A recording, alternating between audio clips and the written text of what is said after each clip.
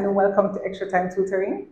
Today we have our lovely past student, Daesha Mills, with us. Hi. So you had done CAPE, CSEC and CAPE. CSEC and CAPE, Yes. so 3 years. So this is indeed a proud past student who is on her way to becoming a veterinary doctor studying in Lithuania. Yes.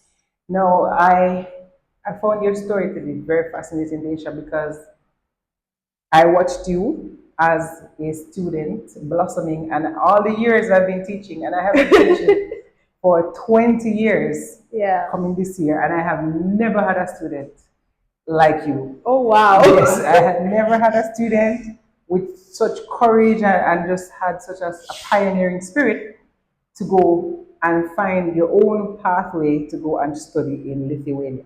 Okay. So I wanted to share your story with other persons in the Caribbean who has this dream and didn't even know that this option existed. Yeah. And I wanted you to share your story.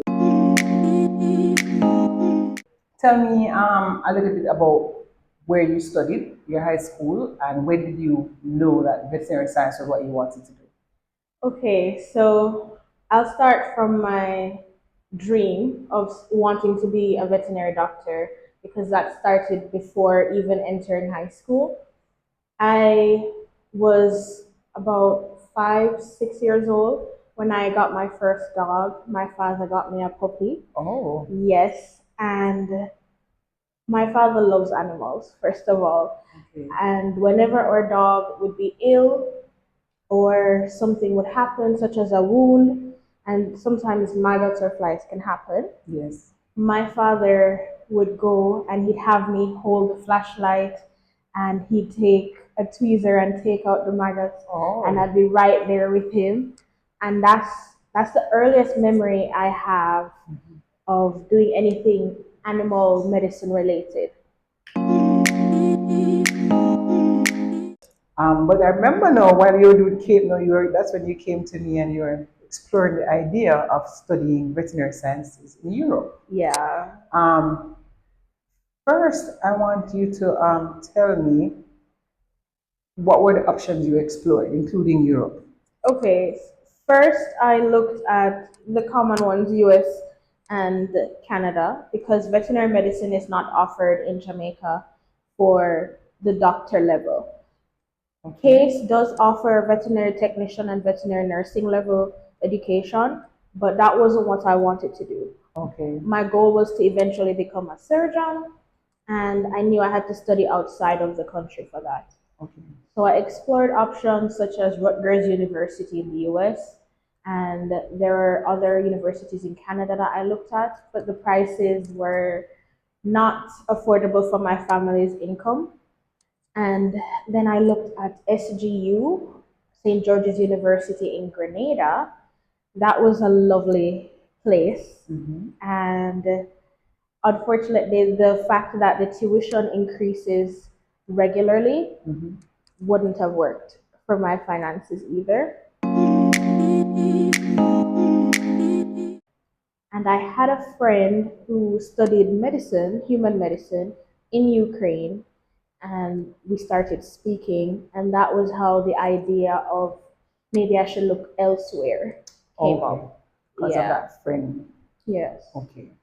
And at the time when you were applying, would you like remember the costs? Like what was it, the tuition costs like for St. George's, United Uh, States, Canada I don't fully remember, but I know that it wasn't less than 30,000 US per year? per year, and that's being kind. Because Mm. international students, the cost is always going to be more Okay. for international students than it is for US citizens.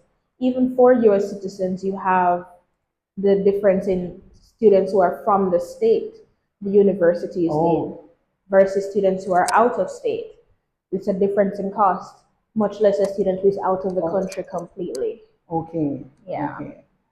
But for veterinary sciences, was the CAPE sufficient to get into the schools in the United States and Canada?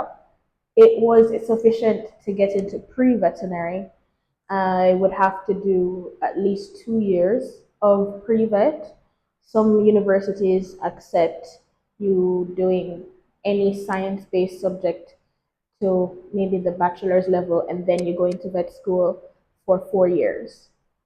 So Oh, some schools pre-vet, some schools any science-based degree is okay, and the university I'm at now did not have that requirement. oh, so having, if you had gone to the United States, Canada, and I think even St. George's University is an offshore university Right, of a unit of a university in the US, right. you'd have had to do 2 additional years. Yes, at least. Oh, Yes. and is it that the SATs would have helped you to bypass those 2 years? It would not have helped me bypass, but it would have made it easier for me to transition to an American university or even a Canadian one than it would for me to go in with CAPE. Okay, But I would still be required to do the pre-veterinary. 2 years of the Yeah. pre-veterinary. Okay. So it would be around 7 to 8 years of studying, while now I'm doing 5.5. Okay, okay. So that's an even so that's an additional advantage then. Yes. The school I'm going to now, I can go straight from high school to veterinary school. No in Okay, between. okay. So that is very useful information Yeah. because the SATs Yes. is quite costly as well, and students would have to fit it in somewhere in when they're doing the CAPE, or sometimes they have to choose one whether you're going to do CAPE or the SATs. I So remember I tried. Didn't work yes. out. I So tried. so knowing that there is a pathway that can be used with the CAPE internationally, that Yes. is also very helpful to know. So you applied To to Poland. Lithuania and Poland for veterinary sciences, and you said you were accepted in Poland and you would have Yes. been accepted in Lithuania. Yes. But I think from speaking to the different past students, you thought Lithuania was a better option. Yes, I did. Okay. So is it that you applied in your lower sixth year, or was it after you finished upper sixth, after you did both Uh, units of K? I believe I applied in upper six. I remember searching from lower six though, but I Okay. had submitted my application, and I remember so clearly. I was looking at YouTube videos on different universities around that area, and I saw a vlog from a student who studies at LSMU. That's the university I go to, Okay. and I just applied, forgot about it, Mm-hmm. and randomly I got an email. You passed the first stage of the application process. Would you like to continue? It's like, I don't remember applying to you. Oh, okay. But I was like, absolutely. So was the application like tedious? No, Um, it wasn't. It's, well, I like applying. you like applying to Yeah, places? I loved it. I still do. I remember in high school, my friends had to apply to university. I would do it for them. Okay, okay. So even if it was tedious, Yeah, you but wouldn't have found it I didn't tedious. find it tedious because this was an investment into my dream. Yes. So This is a model student. All right. So you say they get that. So the upper six you applied. mhm.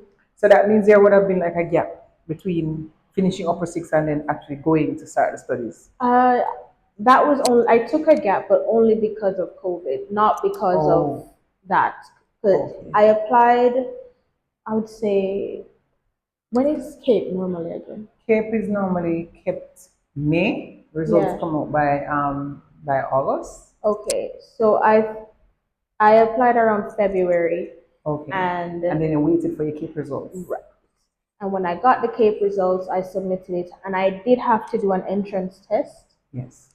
A lot of the universities on that side require an entrance test, but it is normally a mix of CSEC and Cape Unit 1 level of bio and chemistry. Okay. Yeah. Okay. So it's predominantly biology and chemistry based, the test. Yes, there are some schools that require math, but Okay. not many of them. For example, I know Hungary and Poland and Lithuania, they don't require math. Bio and chemistry is fine with the test. That's all they ask, and it's multiple choice. Since we're abroad, it would be online, Okay. and that's how it works.